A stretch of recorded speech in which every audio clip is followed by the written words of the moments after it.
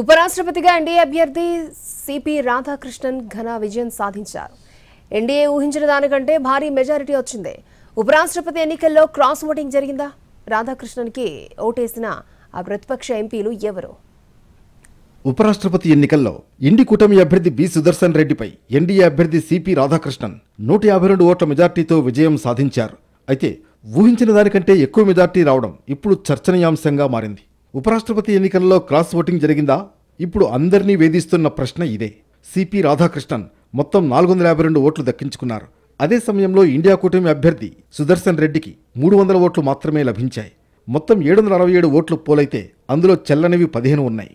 ఉభయ సభల్లో తమకున్న బలం ప్రకారం 425 ఓట్లు వస్తాయని ఎన్డీఏ అంచనా వేసింది. వైసీపీ మద్దతు ప్రకటించడంతో ఆ పార్టీకి గల 11 ఓట్లు ఓ ఇండిపెండెంట్ సభ్యుణ్ణి కలుపుకుని 437 ఓట్లు దక్కుతాయని లెక్కలు వేసుకున్నారు కమలనాథులు.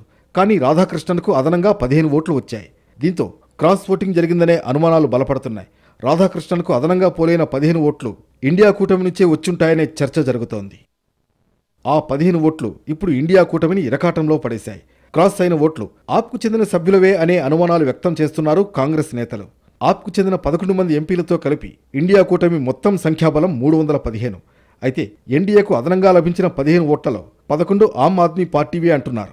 కాంగ్రెస్పై కోపంతోనే ఎన్డీఏ అభ్యర్థికి ఓటు వేశారని ఆరోపిస్తున్నారు ఆ పార్టీ నేతలు. కొంతమంది ఉత్తరాది ఎంపీలు ఇండి కూటమికి హ్యాండ్ ఇచ్చారు. ఆప్తో పాటు ఆర్జేడీ సభ్యులు కూడా క్రాస్ ఓటింగ్కు పాల్పడ్డట్లు తెలుస్తోంది. మరోవైపు పోలైన ఓట్లలో చెల్లకుండా పోయిన 15 ఓట్లు కూడా ప్రతిపక్షాలవే అయ్యుంటాయనే టాక్ వినిపిస్తోంది. ఆప్, ఆర్జేడీకి చెందిన మరికొంతమంది ఎంపీలు క్రాస్ ఓటింగ్కు పాల్పడకపోయినా కావాలని తమ ఓటు చెల్లకుండా చేశారనే ఆరోపణలు వస్తున్నాయి. మరోవైపు భారత ఉపరాష్ట్రపతిగా విజయం సాధించిన సిపి రాధాకృష్ణన్కు శుభాకాంక్షలు వెల్లువెత్తుతున్నాయి. ప్రధాని మోడీ ఉపరాష్ట్రపతి రాధాకృష్ణన్ను కలిసి అభినందనలు తెలిపారు. హోంమంత్రి అమిత్ షా, రక్షణ మంత్రి రాజ్నాథ్ సింగ్, బీజేపీ అధ్యక్షుడు జేపీ నడ్డా కూడా ఆయన్ని కలిసి అభినందనలు తెలిపారు. సిపి రాధాకృష్ణన్ అత్యుత్తమ ఉపరాష్ట్రపతిగా నిలుస్తారని అన్నారు ప్రధాని మోడీ.